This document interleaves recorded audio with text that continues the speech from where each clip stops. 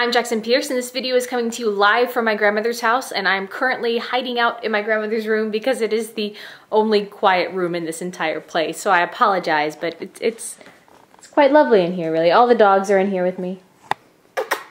Say hello, dogs. Anyway, so this video is about book ideas. I kind of think that everybody has an infinite number of ideas and characters and thoughts and all of this stuff just floating around in their head. The dogs are crying. Yet I also feel that I constantly hear from people that they either don't know what to write or they can't choose what to write or various things like that. So here's how I choose a story idea, develop it, and eventually write it. My arm is getting tired.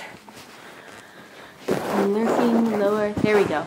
So when you have an idea, no matter how small or undeveloped or basic, write it down.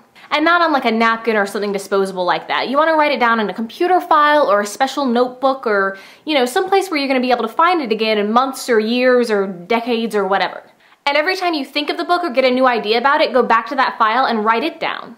It could take years for your original idea to get to the point where you can actually write the book. Or it could take months, or it could completely fizzle out entirely. But either way, it's really important that you give the idea a chance to develop instead of just forgetting about it. One of those ideas is eventually going to become so developed that you'll want to write about it. There will be no doubt in your mind what you should write next because, you know, all that note-taking and idea jotting and that kind of thing, you've essentially created a loose outline for the book. I have frequently opened my book ideas folder on my computer and discovered concepts that I know I would have forgotten about had I not written them down.